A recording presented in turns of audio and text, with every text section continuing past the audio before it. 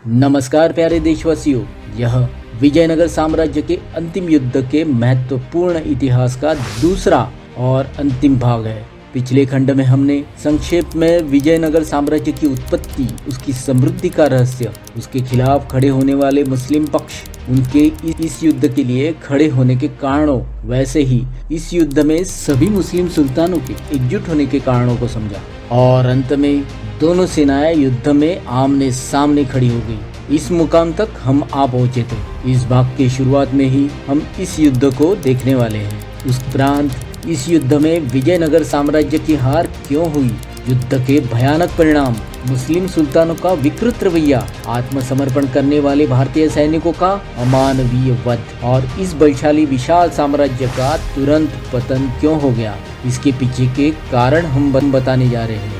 और इस खंड के अंत में इस विजयनगर साम्राज्य की अस्तित्व के दूरगामी परिणाम क्या रहे, ये भी हम समझने वाले हैं। इसलिए हम इस अनुरोध के साथ शुरुआत कर रहे हैं कि आप बिना किसी भाग को टाले ये महत्वपूर्ण इतिहास पूरा देखें। तो फिर चलिए शुरुआत करते हैं।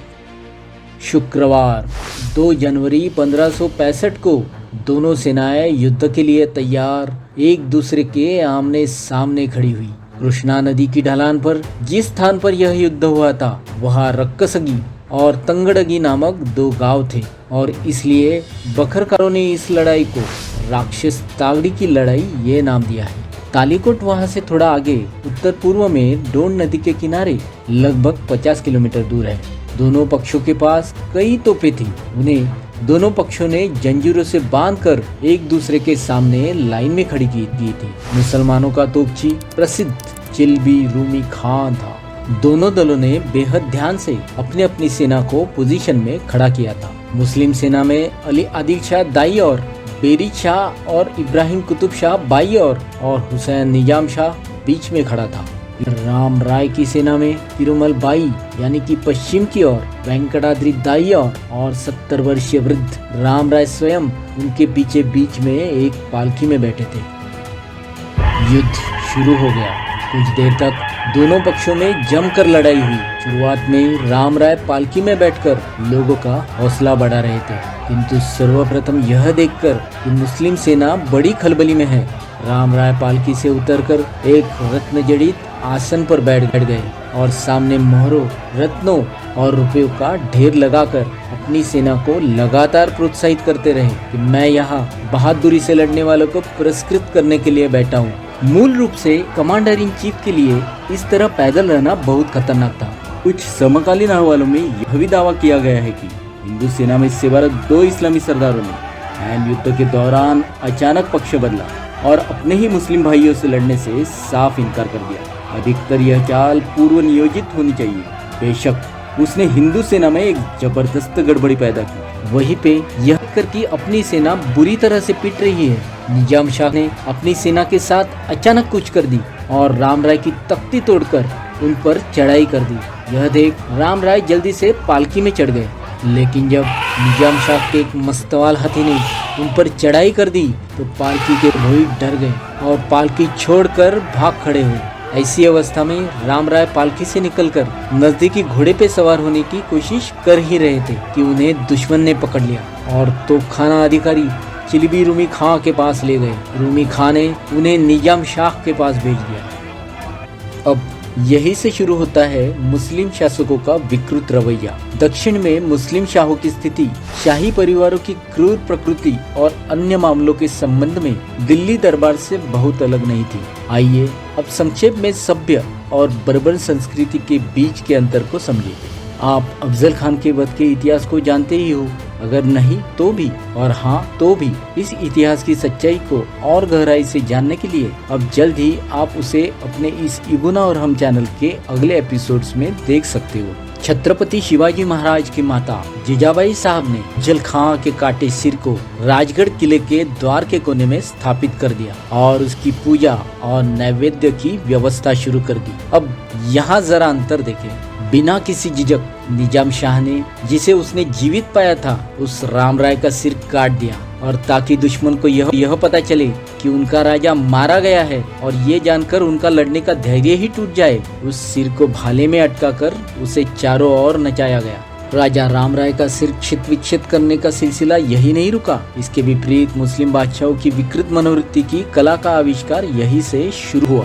बीजापुर के अली आदिल शाह ने धड़ से अलग हुए राजा राम राय के उस सिर में से मांस मस्तिष्क निकाल कर उसे खाली कर बीजापुर में एक गंदे पाखाने के मुंह में कुछ ऐसी कुशलता से रख दिया कि राम राय के मुंह से मैल की झाग बाहर निकल जाए।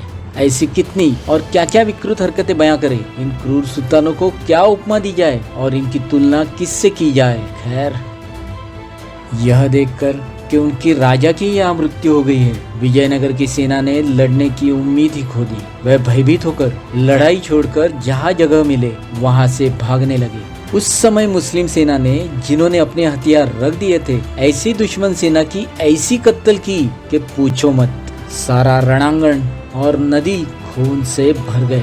कुल 1 लाख हिंदू सैनिक मारे गए। अब यहाँ थोड़ा विराम लेता है और इस युद्ध में विजयनगर साम्राज्य की पराजय और उस एक ही हार से उस प्रबल साम्राज्य के नस्तनाबूद होने के कारणों पर विचार करते हैं। इसका सबसे बड़ा कारण यह है कि 1498 में पुर्तगालियों के गोरे पांव इस भरत भूमि पर पड़े।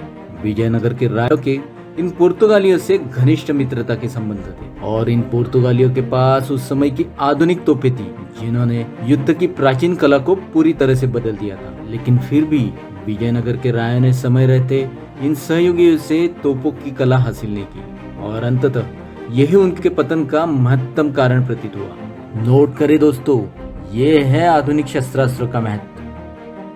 साथ ही मुस्लिम शासकों ने इस युद्ध को धर्म युद्ध का रूप दिया था। तब उनकी वर्तमान मनस्थिति क्या है और उसकी तुलना में हमारी स्थिति क्या है। साथ ही हमारी प्रजा और सेना की वफादारी कहाँ तक है। यदि वफादारी जागृत नहीं है तो उसे जगाने के लिए, और यदि है तो उसे चरमोत्कर्ष पर लाने के लिए क्या करने की आवश्यकता है। क्योंकि किसी भी युद्ध की जीत हथियारों से ज्यादा उस सेना की मानसिकता पर निर्भर करती है। ऐसा लगता है कि उन्होंने ऐसी महत्वपूर्ण बातों के बारे में शांति से सोचा ही नहीं था। फेरिस्ता इस युद्ध में मुसलमानी सुल्तानों की विजय के बारे में कहता है। इस समय सुल्तानी सेना ने अपने धर्माभिमान और राष्ट्राभिमान को जागृत रखने के लिए भरसक प्रयास किए। मुसलमानी सेना के शौर्य और प्रखर तेज के कारण ही वह विजयनगर की सत्ता के सामने टिक पाए, नहीं तो शक्ति, धन और राज्य के विस्तार के मामले में विजयनगर साम्राज्य बहामनी साम्राज्य से कई ज्यादा श्रेष्ठ था। खैर, जो लोग नरसंहार से बच गए वह वापस मुड़े और विजयनगर में प्रवेश कर गए। अब यहाँ एक और गलती, अगर किसी जानकार ने शांत रवैया बनाए रखने के प्रयास किए होते और उन सभी भागने वालों में हिम्मत पैदा कर उन्हें उल्टा घुमाकर फिर से मुस्लिम ताकतों का सामना करने की कोशिश की होती, तो अगले भयानक परिणामों को काफी हद तक टाला जा सकता था।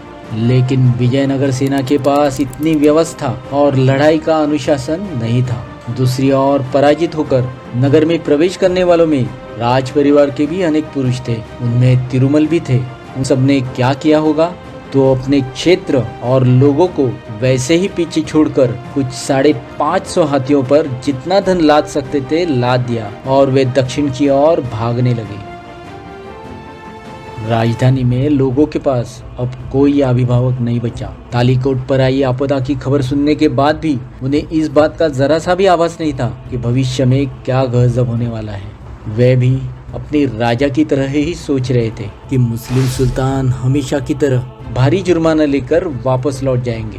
सरकारी खजाना तो भरा हुआ है, तब सुल्तान जितना मांगते हैं उतना जुर्माना देने में क्या दिक्कत है। लेकिन उन बेचारों ने मुस्लिम सुल्तानों के धर्मयुद्ध के आह्वान का अर्थ नहीं समझा। उन्हें इस बात का एहसास नहीं था कि यह सिर्फ हार नहीं है बल्कि सर्वस्व का सर्वनाश है।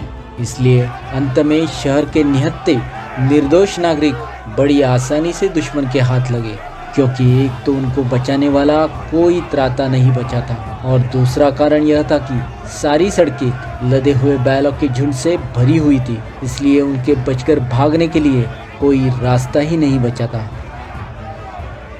लेकिन एक बात फिर भी ठीक रही कि विजयी मुस्लिम सेना ने तुरंत हमला नहीं किया, बल्कि तीसरे दिन यानी एक दिन के आराम के बाद राजधानी में प्रवेश किया और उस दिन से 5 महीने तक उस अभागे नगर की क्षत विक्षत पवित्रता चलती रही। इस समय सुल्तानी सेना कुछ भी छोड़ने के लिए शहर में नहीं घुसी थी। उन्होंने लोगों का कत्लेआम किया, लोगों पर तरह तरह के जुल्म ढाए, मंदिरों और महलों को तोड़ा गया और तहस नहस कर दिया गया।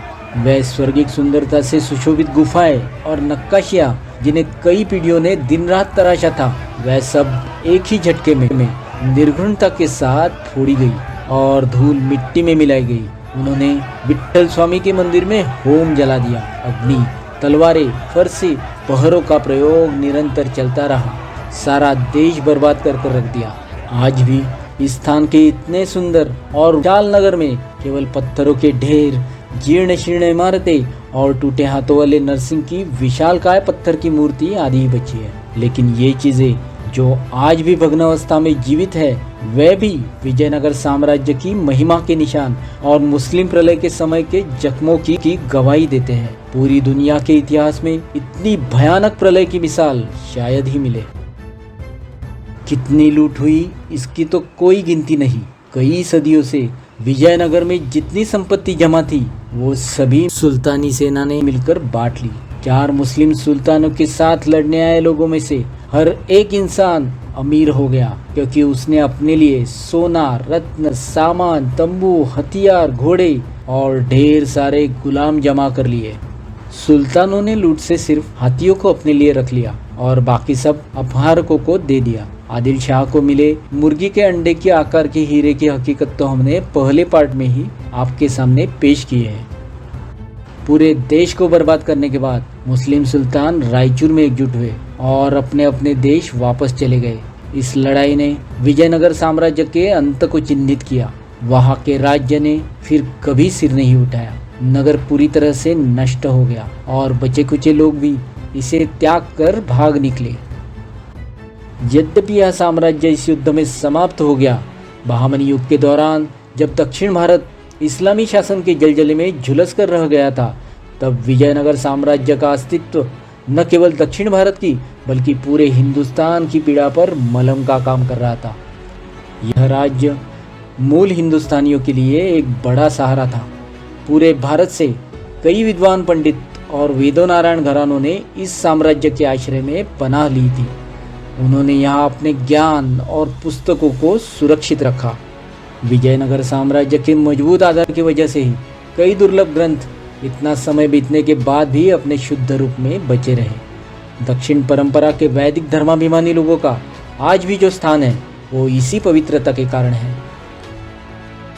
यदि आद्य शंकराचार्य जी के मन में हिंदू राज्य की स्थापना का विचार था, तो माधवाचार्य जी ने उसे यथार्थ निष्कर्ष दिया। यूरोप में राजनीतिक और धार्मिक सत्ता एक ही व्यक्ति के हाथ में रहती थी, इसलिए वहाँ के राष्ट्र स्वयं को सुधारने में सक्षम बन चुके थे। भारत में भी पहले ऐसा ही हुआ करता था, लेकिन बाद में इसके बंद हो जाने के बाद माधवाचार्य जी ने उसका पुनर्निर्माण कर स्वशासन की जो योजना की, वो अत्यंत सराहनीय है। माधवाचार्य जी के बाद के राजनयिकों और विजयनगर के बाद के राजपुरुषों ने इन शुरुआती नीतियों पर ध्यान नहीं दिया और विजयनगर इस एक ही युद्ध में पत्तों की तरह ढह गया।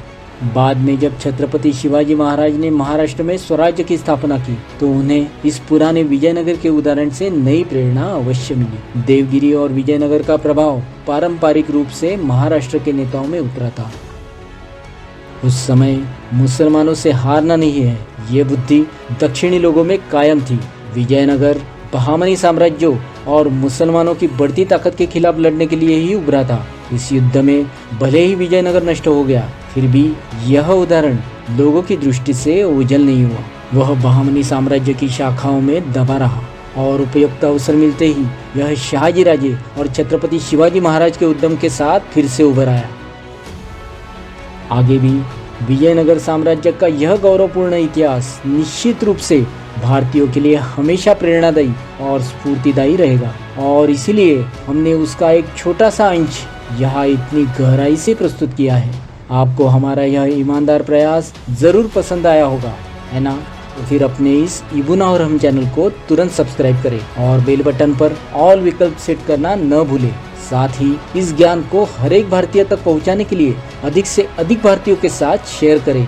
और आपको ऐसा कोई विशेष ऐतिहासिक प्रसंग हमारे माध्यम से जानना हो तो वैसा कमेंट जरूर करें। वैसे ही इसी तरह के ऐतिहासिक घटनाओं पर आधारित नए ज्ञानवर्धक एपिसोड्स बनाने के लिए हमें प्रोत्साहित करने के लिए कृपया इन एपिसोड्स को लाइक अवश्य करें। धन्यवाद। वंदे मातरम।